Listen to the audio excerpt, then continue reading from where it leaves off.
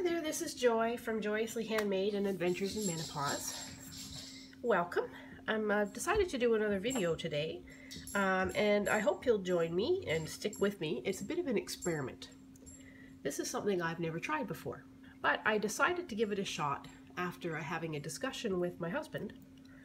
And what I've been doing is I've been teaching myself watercolor. And every couple of years I try it because I love the look of watercolor. I really do. But I'm not very good at it, to be honest. It's not my forte, and I try it for a while and then I get frustrated with it and I put it away and I do something else.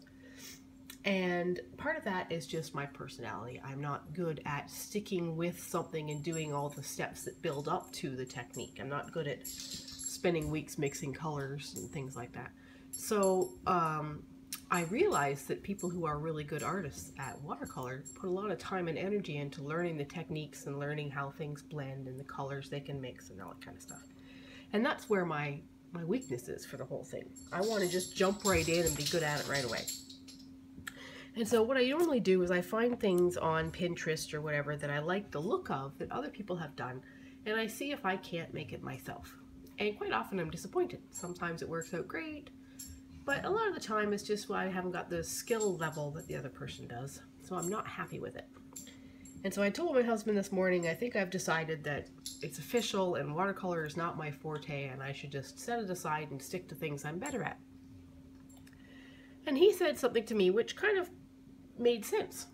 And he said, "But you're not working to your strength." He said, "You're trying to do the things that other people do.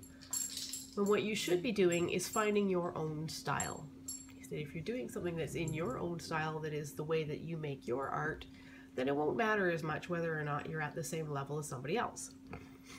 Excuse me for snuffling. I have allergies and my dog is shedding. And so I decided today that what I want to do is something that I'm going to try and develop my own style. And one of the things I really enjoy doing is mandalas. And so yesterday I saw a person who was doing a tutorial on sunsets. And the way they had talked about doing it was a sunset that was behind a mountain range. And they had said, well, they put their yellow in the middle. They wet the whole page, I should say. And they put their yellow in the middle, and then they make a ring of a different color, and then a ring of a different color, and let it dry. And then they do their mountains and stuff in the foreground. And having the wet page lets the paints run together in a way that looks like a sunset sky. And I thought to myself, I wonder if I could do that for a mandala. So that's what I'm going to try and do here. So I've got my little, can't think what this is, compass? Anyways, this little tool is going to help me make circles.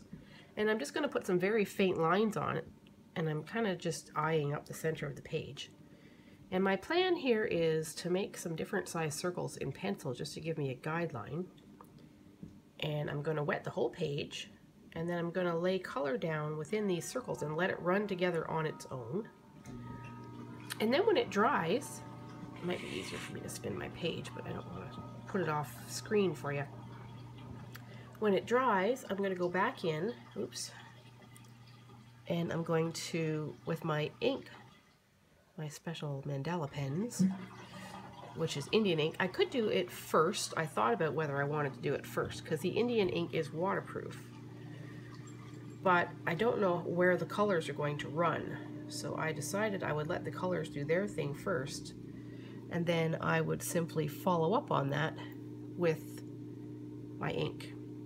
So if I have like a kind of a hard line between some of the colors, which I don't think I will, since I'm doing wet and wet, but if it so happens that I do have kind of a hard line of something, then that's where I'll make the lines with my pen afterwards. So I'm going to try and make this kind of a full page thing, and I'm doing this at random. And I hate working with these things, but usually I get lazy if I don't have this out, and I just get a whole bunch of different round things out of my kitchen and trace them. So if you don't have this tool, you can do that. It works well. I've done it many times. The only hard thing is finding center. There we go. That should be good. And I'm going to do one more. I'm just going to take it all the way out to the edge. And I'm not very centered, as you can see, because I have more space on this side than I do on the other. But whatever. I find it very odd and kind of frustrating that the company that makes the watercolor paper makes it in different sizes than the companies that make the picture frames. So you get your painting all done and you want to frame it, and you get out there and you have to trim some of your picture off to get it to fit into a basic standard frame. And if you haven't really thought that far ahead in advance, which I usually don't, then it doesn't work very well because you're trimming off something that was inside your painting. So that frustrates me. Anyways, so I've got just a basic, where am I? I've got a basic brush here, and I've got my clean water, and I'm just going to coat everything. I haven't even really mixed any colors, but I have some colors on my palette from yesterday's attempt. I was trying to not really follow a tutorial, but I was trying to do something similar to a tutorial I saw in my attempts to learn how to watercolor. And so I still have those colors sitting on my palette, so I might just add water to them and use them again. I do that a lot. If I get some nice colors, I just stick with them. And it's fairly easy, since they're watercolor anyways, to just add water to whatever's dried up on your palette and reuse it.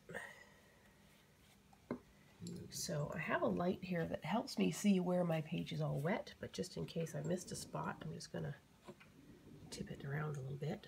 There, now I can see. I might even add a little bit more just to be good and sure. So I think the most important one here is going to be my center, because it's got to be kind of round. Well, it should be perfectly round, I hope, but it doesn't always work that way. So I'm just going to add water to my dried up paints. So basically what I had left over here was some nice bright yellow. And I had some, like a hot pink, not a dark hot pink. I'm going to need more of that. And I know they're very bright colors, but I also know that they come out a lot lighter once they're dried. And I have a purple.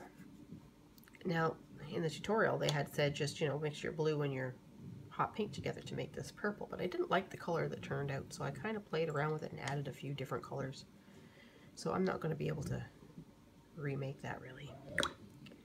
Something else I don't have the patience for is all this color mixing charts and things, which is sad because I have to figure out how to make coral soon for a project I'm working on.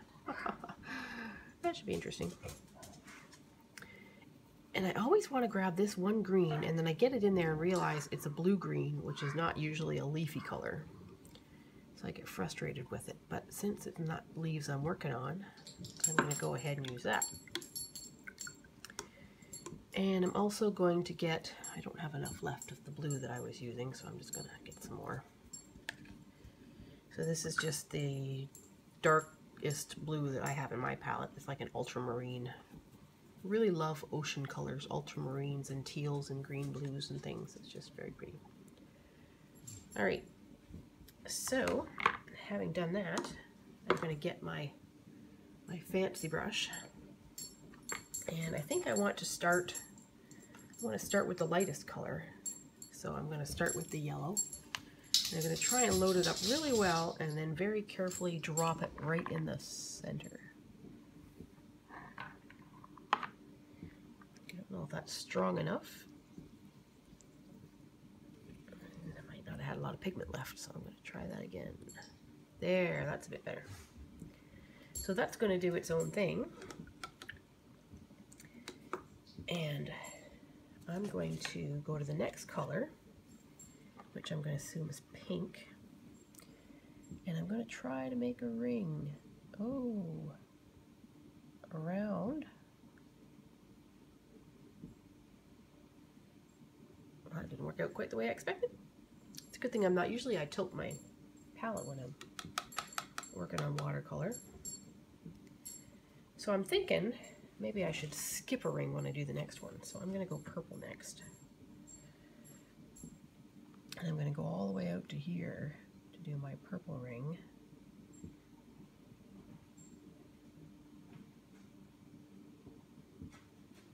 So far it's not looking promising, but if it runs all together nicely, it may still be okay.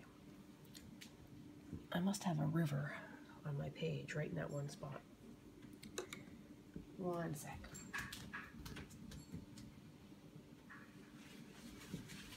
I think there's a wrinkle in my page.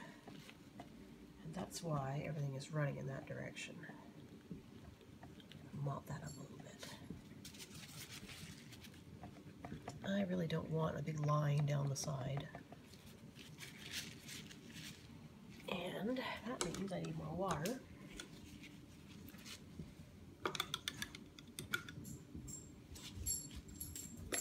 Clean my brush. Let's see if I can't get a little water on there without it running into a river.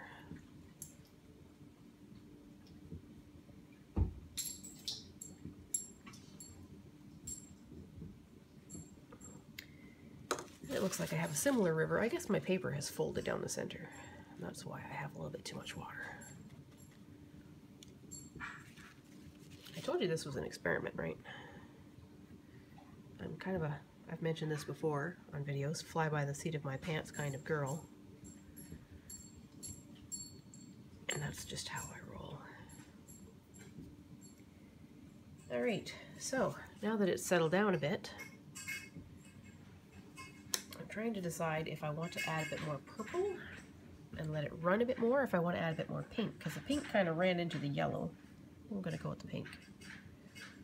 And I'll put a bit more pink around. I should be doing a smoother line, maybe it'll work better.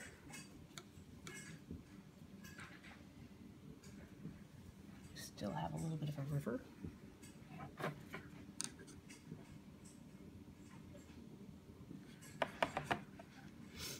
I still have some yellow showing in the center though, I'm glad about that. But this pink keeps wanting to run to that one spot on the page. I'm going to tilt it for a second and see if I can't get it to just settle in. You can still see that. So I still have the yellow in the center, which I'm surprised about. I thought the pink would take it over and I'd have to redo it. I've heard in various tutorials that you can push colors away by adding more of the central color, and the ink itself will spread out and push. I always kind of think that that sounds like it's not going to work to me because I assume they're just going to run together and blend.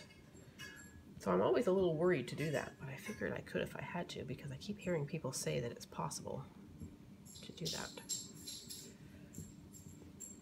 I wonder if I put my paper down now, whether it will stay where I've put it or if it's going to run back to center.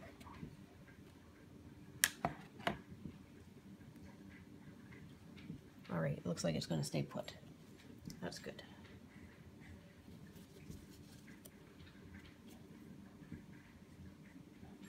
I'm going to spread out the little pink that's spread. Alright, so next color. I think I might still add a little bit more purple. I'm going to try and do it in a nice smooth ring to see whether that stops getting these blobs I keep getting. I still have a blob. I'm hoping that'll keep spreading because so far it's not spreading very well. And then I'm going to move out to the green, I think. And I'm going to do that here.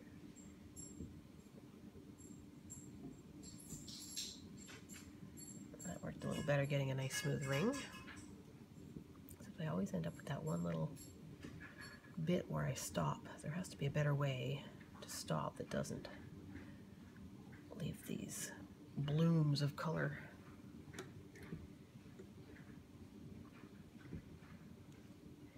But at least it's spreading nicely. At least it's spreading nicely. So I only have one more color on my palette, so I think I'm going to skip in here and I'm going to make myself another color because I still have a couple lines left and I don't want to stop. I want my blue to be on the outside, I think. So what color I don't have an orangey color. So maybe I'll just pick a nice bright pumpkin orange color and mix that up and put that beside my green because that should show up really well beside my green.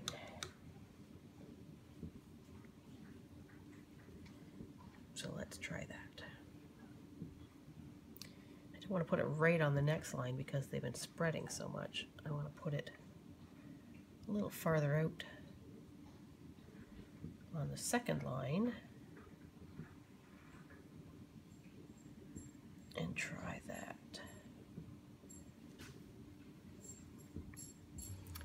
And I got thinking about it and realized that maybe if I'm doing a mandala, I'm going to want to have some sort of, sometimes I do petal shapes kind of.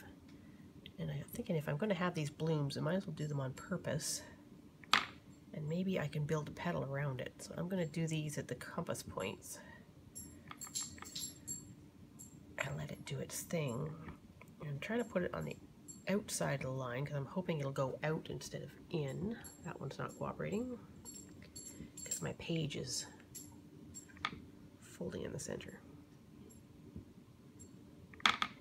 One left, like so. They are spreading out nicely, like that, except for this guy. So I may be able to get a nice petally shape out of it. Oh, that was dumb. I saw a dry spot and decided I was going to fix it. But of course I forgot to get the paint off my brush first. That'll teach me. So, dry spot fixed. My whole page is starting to dry off a little bit here, so I'm just gonna re-wet the outside that I haven't touched yet. I want it to dry before I get to it.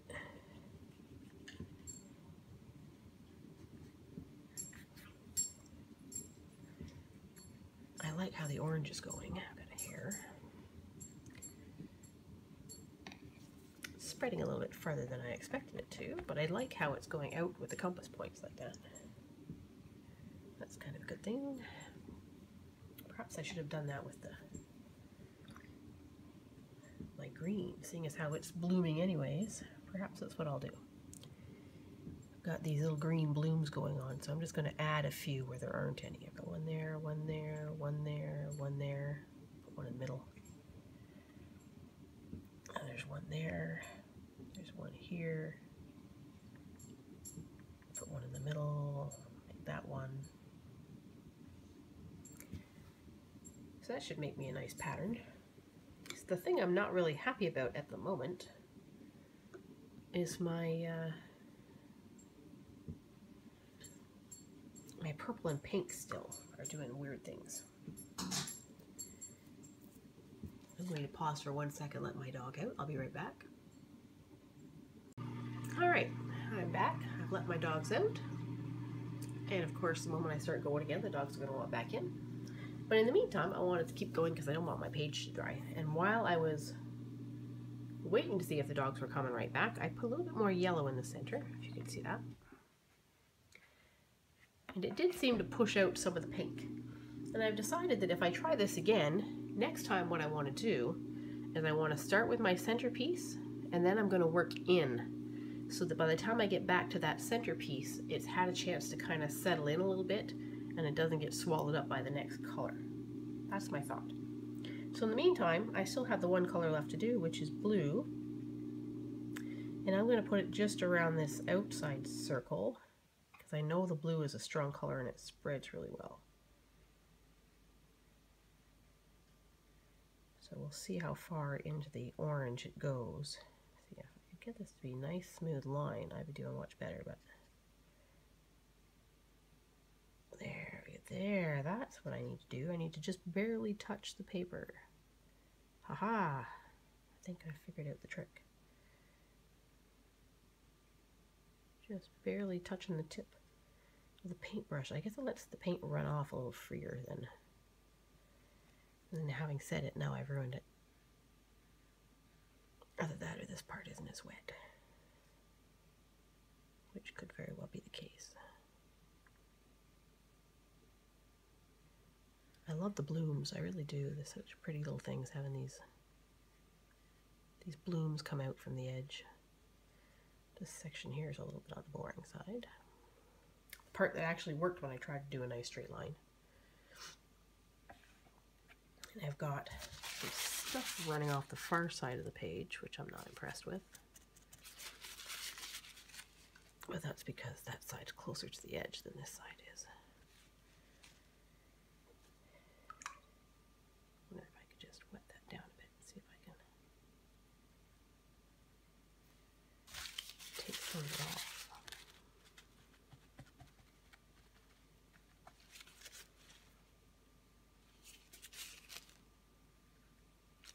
There, see if I can lift a little bit of it off. Just with some clean water. So it doesn't look so much like a run. I don't mind if it spreads there. I just don't want it to look like it's one big run. Alright, so here's what we've got so far. I still have a river in the middle of my page somewhat, because the page is popped up. I want to accidentally stick ink in it again here, so I've got a dry spot there. You can see a dry spot there. It's a bit dry right there, so I'm just going to put a little water in and see if I can't nudge it to go and spread a little more. And of course the dogs are back right now, so I'll be back again. Alright, I'm back again. So if I get my camera to stay still, I'm thinking it doesn't look like much right now, but I think it still has possibilities because it's going to keep spreading. The page is still fairly wet. But I think I also want to add some more of this blue, and I'm just going to add a little water to it and see if I can't make it last. I don't have a lot left, but I like how this is blooming here. So I'm going to do the opposite over here. If I've got this puddle in the middle, I might as well make use of it. And I'm going to spread this out quite a ways. And I'm going to do that here and here. I'm going to use this blue kind of as my framework, I think. I can't go out to the sides, obviously. So I'm just going to pretend like I'm going to have some sort of fancy thingy going on here and here. Which means I need to make this bigger. Maybe a little curlicues or a little, like a tiara kind of effect where it goes just on the ends to frame the rest. And that will help take up that space that's there as well. So what am I learning from this technique? Let's see. Don't add the middle stuff too soon, it'll all blend together. I still have issues figuring out how to get my page to lay totally flat. I have, as you can see, taped it all down. So perhaps I need to let the paper wet and sit for a few minutes. Some people say they wet their page and let it shrink, and then they do their wet again to paint. I'm not sure how that would help. You'd think if it's going to warple, it would still warple and then just dry warpled and then you're stuck with it. So I haven't really tried doing it that way, but my mother says when she was in school for art, they would tell her to wet the whole page and then tip it up and let all the extra water run off. Which I suppose makes sense. Maybe that's what I should do. In the meantime, I do want to try and do something with the center bit. As I said, I did put a few more drops of yellow in the center while I was waiting for the dogs, and I'm just going to go around again with my pink because it seems to have completely disappeared into the purple.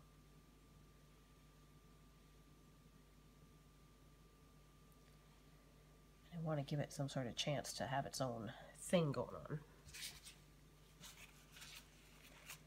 And again, there goes my yellow.